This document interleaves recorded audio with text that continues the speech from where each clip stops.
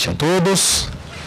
É uma satisfação enorme reencontrá-los aqui neste curso de processo penal nos tribunais superiores e ter também presentes, ainda que à distância, os colegas que nos assistem pela internet em diversas localidades do país. Hoje, dando continuidade ao curso, temos a grata satisfação de receber a doutora Karina Quito para falar sobre habeas corpus. A doutora Karina é advogada criminalista em São Paulo, mestre em processo penal pela Faculdade de Direito da Universidade de São Paulo e membro do Instituto Brasileiro de Ciências Criminais. Eu agradeço a sua presença aqui conosco, ter conseguido adequar a sua agenda a esta aula e tenho certeza que hoje serão brindados com mais uma aula de ótima qualidade neste curso de processo penal nos tribunais superiores. Eu passo a palavra à doutora Karina para darmos início à aula de hoje. Muito obrigada. Eu gostaria, primeiramente, de agradecer à ASP pelo convite que me foi formulado para proferir essa palestra no dia de hoje. Em especial o doutor Davi Tangerino, que não está aqui presente, mas que é o coordenador do curso, e meu colega, né, de faculdade de profissão. Queria também agradecer aos presentes, que vão, assim, me escutar falar, não diria que demais, mas o tema é bastante extenso, né? Eu diria que me foi conferida hoje uma missão que é a de, em 1h30, 2 horas, traçar aqui com vocês, né, linhas gerais sobre a aplicação do habeas corpus nos tribunais superiores, o que é uma missão e tanto, já que o habeas corpus é um tema riquíssimo, muitíssimo vasto, especialmente se nós considerarmos o Instituto, se nós enfocarmos o Instituto pelo aspecto da casuística, né?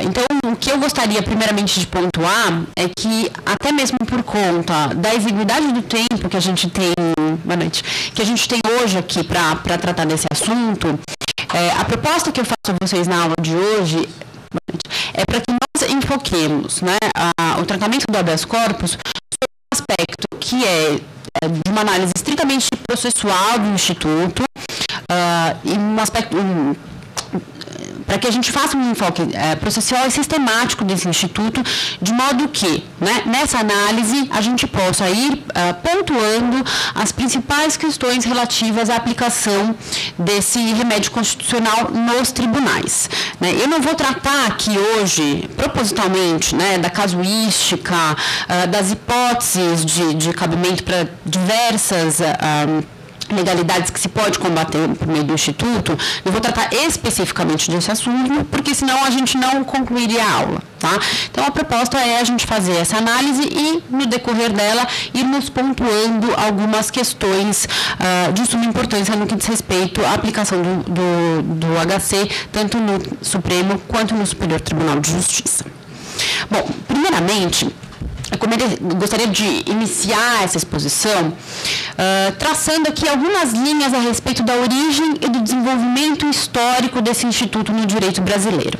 Embora essa não seja uma aula de história do direito, eu acredito que a gente não pode tratar, né, da aplicação do habeas corpus nos tribunais superiores sem falar um pouquinho sobre esse desenvolvimento histórico, justamente porque no Brasil a aplicação do habeas corpus encontrou algumas peculiaridades, sobretudo na época da República, né, em que se criou a denominada Teoria Brasileira do Habeas Corpus, ou Doutrina Brasileira do Habeas Corpus, que foi precursora da criação do próprio mandado de segurança em nível constitucional e depois legislativo. O habeas corpus, né, como acho que é de conhecimento de todos aqueles que operam no direito, é um instituto destinado a remediar e a prevenir toda sorte de restrição ilegal ou abusiva à liberdade de locomoção, né? Ele tem uma origem remota na Magna Carta do direito inglês, né, e no próprio habeas corpus do direito inglês, que foi posteriormente transplantado para as colônias na América e foi difundido em ampla medida, né, nos países ocidentais. No Brasil, especificamente, o habeas corpus foi inicialmente previsto no Código Criminal do Império, de 1832. E, posteriormente, ele foi previsto na Constituição da República de 1891, numa fórmula bastante ampla, né? O que previa a Constituição, no artigo 72, parágrafo 22, dar-se-á habeas corpus sempre que o indivíduo se achar em iminente perigo de sofrer violência ou coação por ilegalidade ou abuso de poder. O texto constitucional de então não limitava literalmente, né, a aplicação do habeas corpus às hipóteses de lesão à liberdade de locomoção propriamente dita. Ele colocava a temática do habeas corpus em termos mais amplos. E isso fez com que, por iniciativa de alguns doutrinadores da época, em especial de Rui Barbosa, se difundisse uma teoria segundo a qual o habeas corpus seria um instrumento maior, destinado não só a proteger a liberdade de locomoção, como outros direitos fundamentais que fossem violados. No âmbito do Supremo Tribunal Federal, essa proposição inicial feita por Rui Barbosa, ela foi, de certa forma, mitigada, mas no Supremo Tribunal Federal se consagrou o entendimento de que o habeas corpus deveria ser concedido para a tutela não só da liberdade de locomoção, como de outros direitos fundamentais, desde que a liberdade de locomoção fosse um pressuposto para o exercício desse direito. Exemplificando, né, se dizia a jurisprudência da época, que se, porventura, alguém fosse impedido de adentrar um templo religioso, estaria aí configurada uma restrição à liberdade de locomoção que, por via reflexa, restringiria o direito ao exercício da liberdade de culto. Portanto, se concediam habeas corpus em situações análogas a essa. Essa teoria, ela é bastante peculiar e ela é tipicamente brasileira, né? Daí a importância de se tratar do assunto, porque foi algo que foi semeado no Supremo Tribunal Federal, adquiriu extrema relevância no âmbito do Supremo Tribunal Federal e foi, digamos, um embrião para a criação do mandado de segurança posteriormente, no ano de 1934. Em 1926, houve uma reforma constitucional que reconduziu o habeas corpus à função clássica, que é de tutela da liberdade de ir e vir, e a partir de então, o habeas corpus ele é destinado exclusivamente à proteção da liberdade de locomoção. E é isso que se encontra hoje positivado, né, na Constituição da República. No artigo 68, faltou ali um vizinho. E em nível infraconstitucional, positivado no Código de Processo Penal, nos artigos 647 a 667, assim como no próprio regimento dos tribunais superiores, né, tanto do Supremo Tribunal Federal quanto do STJ. Bom, dentro dessa nossa proposta, né, de enfocar a análise do habeas corpus sob um ponto de vista sistemático e processual, eu começaria tratando da natureza jurídica do Instituto, né, da definição daquilo que é o habeas corpus no ordenamento jurídico. O habeas corpus ele é uma ação, né, embora ele seja tratado no Código de Processo Penal, no capítulo de recursos, né, esteja ali disciplinado entre os recursos, ele é uma ação que tem por objeto uma prestação jurisdicional voltada a restabelecer a liberdade de locomoção que tenha sido limitada, ou então a remover uma ameaça a esse direito de liberdade, a liberdade de locomoção. Daí porque se fala em duas espécies de habeas corpus, em duas modalidades. Se fala em habeas corpus liberatório e se fala também em habeas corpus preventivo, né? O habeas corpus ele será liberatório na primeira hipótese, ou seja, quando voltado a remediar uma coação ilegal já consumada, ao passo que o habeas corpus preventivo, ele terá por finalidade remover uma ameaça, ainda que remota, ao cerceamento da liberdade. Tá? Bom, a prestação jurisdicional, né, que se pretende por meio da impetração, ela é a própria ordem de habeas corpus. E esse provimento jurisdicional, ele tem um caráter que se diz mandamental, justamente porque é uma decisão que depende de outra decisão para que seja cumprida, para que seja efetivada. A ordem, ao mesmo tempo em que declara a existência de uma coação ilegal, ordena a imediata cessação dessa coação ou o imediato afastamento da ameaça à liberdade, tá? Então, a gente poderia dizer, sem sombra de dúvida, que o habeas corpus é uma ação de conhecimento, que vai ter natureza declaratória e caráter mandamental. Né? Isso se nós formos analisar no Instituto sob esse ponto de vista sistemático. Avançando um pouquinho nessa questão, a gente passaria, então, a tratar da questão da legitimação para a propositura do remédio. Acho que isso também é de conhecimento de todos, né? O habeas corpus, pelo seu próprio fundamento político, que é a proteção de um bem dito supremo, né? Ele encontra uma legitimação bastante ampla.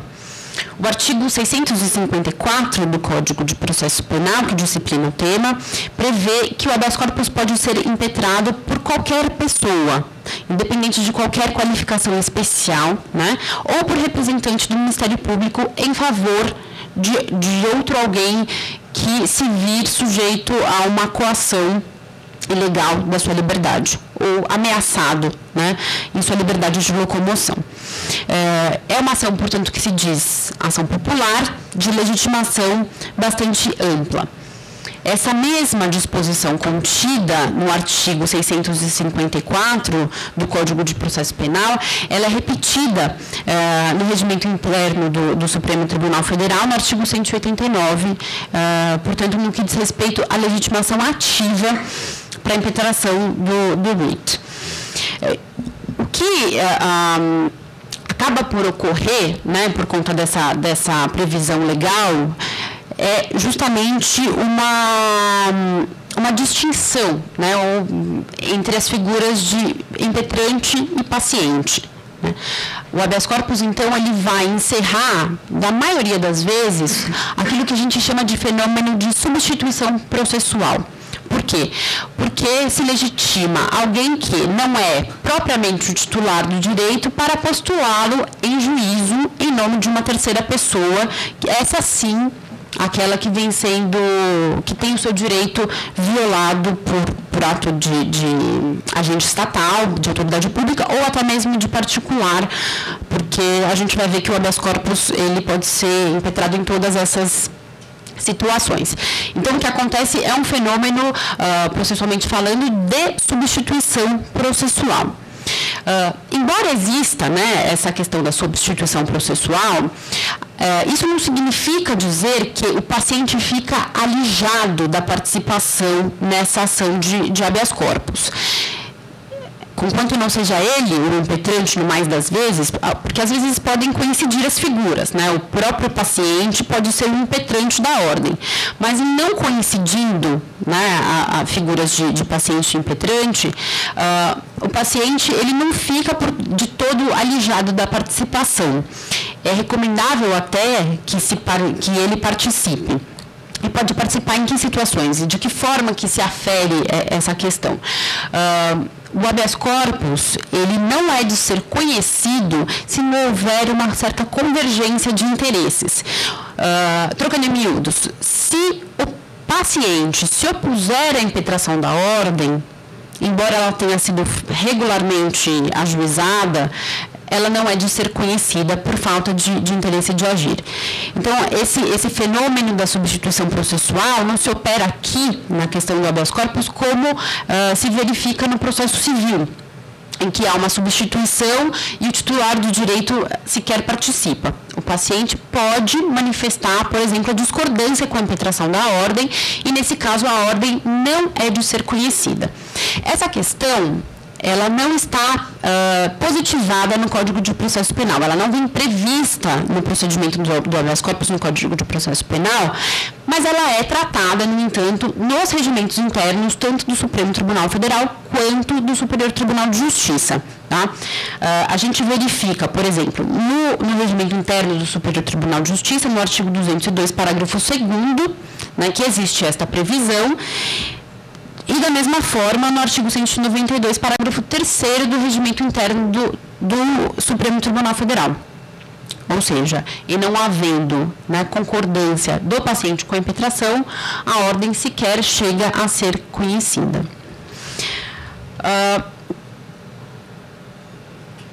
Com relação, isso aqui está, esqueci de passar aqui a talinha, com relação à legitimação passiva, a gente verifica que o habeas corpus ele pode ser impetrado contra atos não só de autoridades públicas ou de agentes públicos, como também contra atos de particulares. Né? Diferentemente do que acontece com relação ao mandado de segurança, a Constituição não limita a impetração às hipóteses em que a violação à liberdade decorrer de um ato de ente estatal ou de autoridade.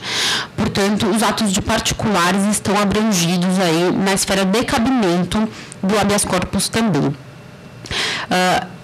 E ainda assim, descendo um pouco mais, né, em minúcias com relação ao estabelecimento de quem será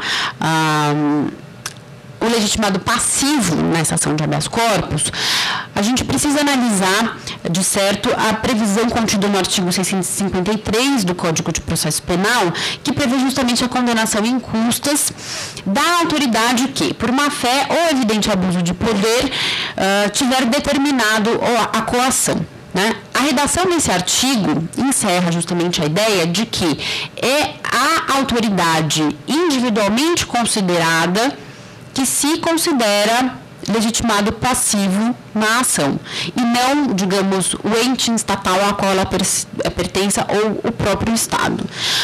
O que se recomenda em termos doutrinários e práticos é que, em sendo o coator um ente estatal ou uma autoridade pública, o Estado, por muitas vezes, figure como um litisconsorte passivo necessário na ação de habeas corpus, assim como acontece com o mandado de segurança.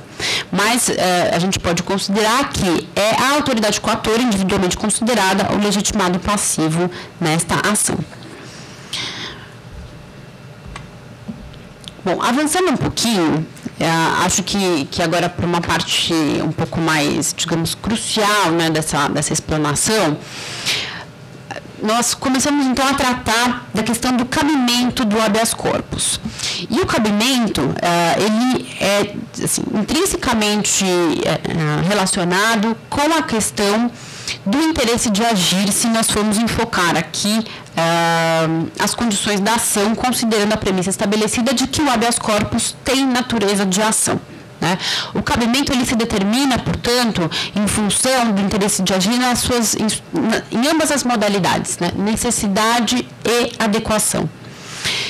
Portanto, sob o aspecto da necessidade, o habeas corpus será cabível, né, sempre que estiver presente uma coação atual ou uma ameaça, mesmo que remota, à liberdade física de alguém. Então, digamos, nós diríamos aqui que o habeas corpus será cabível quando o provimento, né, a tutela de liberdade for necessária para fazer cessar uma coação atual ou possível. E justamente essa noção ela se encontra positivada no artigo 659, né, do Código de Processo Penal, assim como nos artigos 209 e 199, respectivamente, do Regimento Interno do Superior Tribunal de Justiça e do Supremo Tribunal Federal, que dizem que, se a coação não mais existir, né, se ela não existir, se ela tiver cessado, o pedido já se tornará desnecessário, portanto, a via do habeas corpus inadequada, o remédio não cabível. Sobre o aspecto da adequação, ainda, cabimento do habeas corpus, ele será aferido sempre que estiver presente uma relação de adequação entre o provimento pedido e a situação fática que é levada a conhecimento do tribunal. Mas não só isso, deve haver mais do que adequação do provimento pedido, que é uma tutela de liberdade, deve haver adequação entre o procedimento próprio para a obtenção dessa tutela e aquela situação que se leva a conhecimento do Poder Judiciário. Então, acho que essas afirmações, elas encerram algumas consequências, né? Em primeiro lugar, o provimento é de tutela de liberdade. Essa é uma assertiva é uma conclusão que se extrai daí. Se o que se pretender é uma tutela de algum outro tipo de direito fundamental, não mais será o habeas corpus o instrumento apto a tutelá-lo, mas, porventura, o habeas data ou o mandado de segurança. E mais, né? O habeas corpus, dadas as peculiaridades do procedimento, dada a sumariedade do procedimento, ele somente é apto a tutelar aquelas situações em que houver prova pré-constituída, que independerem de dilação probatória. Essa é uma questão que se vê reiteradamente tratada na jurisprudência dos tribunais. Tá? Então, acho que, analisando mais minuciosamente, tá? Nós diríamos, com relação ao provimento pedido, o habeas corpus, ele é um instrumento voltado exclusivamente à tutela da liberdade de locomoção. Desse modo, né, repetindo, se estiverem em jogo outras questões, outros direitos fundamentais passíveis de violação no curso da persecução penal, mas que forem direitos diversos da liberdade de locomoção, os remédios constitucionais aptos a tutelá-los serão outros. O mandado de segurança, em especial, né, porque ele abrange uma série muito grande de situações, ou o habeas data em caráter residual. Justamente em função dessa questão, né, da natureza do provimento, os tribunais superiores já decidiram, por exemplo, né, que o habeas corpus não é meio idôneo para reconhecer nulidade em processo que a pena imposta já foi cumprida, para discutir sobre os ônus das custas processuais, ainda que incidentes sobre a figura do condenado, para discutir a remoção de preso para outro estabelecimento prisional, porque aí não se está discutindo, né, sobre agravamento de pena, concessão de benefício, mas simplesmente de uma questão de traslado, de remoção. Também não é cabível, né, para agilizar a tramitação de ação penal ou de recurso que esteja pendente de julgamento, ou até mesmo para obtenção de cancelamento de registro criminal. Essas são hipóteses, obviamente, né, exemplificativas de habeas corpus que possam ser impetrados por aquele que se acha na condição de imputado num processo penal, né, genericamente falando, mas de situações em que o direito desse imputado, né, a ser tutelado pelo Poder Judiciário não será propriamente o direito de locomoção, a liberdade de locomoção, de ir, de vir ou de permanecer. E que, portanto, se considera que o habeas corpus não é o meio idôneo para tutelar. Né? Seriam casos, né, nessas circunstâncias, de cabimento do mandado de segurança em detrimento do habeas corpus.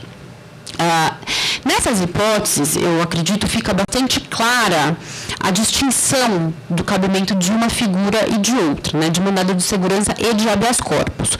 Porque nessas hipóteses aqui tratadas, né, de forma exemplificativa, não se tem risco de restrição à liberdade de locomoção, nem mesmo remoto. São outras questões que estão sendo debatidas. A questão se coloca de uma forma um pouco mais tormentosa na jurisprudência dos tribunais e até mesmo na análise doutrinária que se possa fazer a respeito do tema, quando se trata daquelas hipóteses em que o direito tutelado, a ser tutelado, fica num campo, digamos, cinzento, e em que existe uma certa confusão, ou melhor dizendo, uma certa sobreposição entre as hipóteses de cabimento do mandado de segurança e do habeas corpus. Para traduzir essa questão, a gente está falando aqui das hipóteses, por exemplo, em que na persecução penal se tem uma restrição imediata ao direito de intimidade do acusado, que possa refletir lá na frente numa condenação criminal. Acho que a forma de melhor se visualizar isso é com relação às medidas cautelares. Se a gente pensar nas medidas cautelares de quebra de sigilo bancário, de quebra de sigilo fiscal e telefônico, que possam ser, por exemplo, decretadas no curso da persecução penal. Porque essas são medidas que não atingem, num primeiro momento, a liberdade de ir e vir propriamente dita, atingem o direito de intimidade, que é previsto também constitucionalmente, mas que podem, no futuro, redundar, depois da efetivação dessas medidas e da produção das provas, numa condenação daquele que era o investigado ou acusado em ação penal. Então, muito se discute nesse tipo de situação qual é o instrumento cabível para a tutela desses direitos, se o habeas corpus ou o mandado de segurança. E essa mesma situação se verifica numa série de outras hipóteses com as quais se lida diuturnamente na persecução penal. E eu diria que nesse tema os tribunais estão assim, um pouco longe de atingir um consenso. Alguns critérios de delimitação de cabimento do mandado de segurança e do habeas corpus já foram propostos na jurisprudência. Eu diria que um deles, que a meu ver, do ponto de vista técnico, do rigor da técnica processual, é dos mais acertados, é um critério que foi proposto pelo ministro Sernichiaro, no Superior Tribunal de Justiça, no início dos anos 90, segundo o qual o mandado de segurança, o habeas corpus, ele deveria ser manejado em casos de prisão provável e não simplesmente possível. Distinguindo então os critérios as situações de probabilidade de prisão e de simples possibilidade de prisão, reservando aos casos de violação extremamente remota e reflexa a liberdade de ir e vir, o manejo do habeas corpus, que tutelaria, portanto, de forma imediata, por exemplo, a liberdade, a intimidade do imputado, para tutelar de forma imediata a liberdade de locomoção que pudesse vir a ser violada no futuro. Em que pese o acerto técnico-jurídico desse entendimento, a jurisprudência ela oscila muito nos tribunais e eu diria que existe uma certa tendência a se conhecer de habeas corpus na maioria das vezes. Eu acho que essa tendência, em grande parte, ela se encontra hoje consagrada na súmula vinculante número 14 do STF, que prevê o direito do advogado de acessar autos de inquérito policial sigilosos, ditos sigilosos.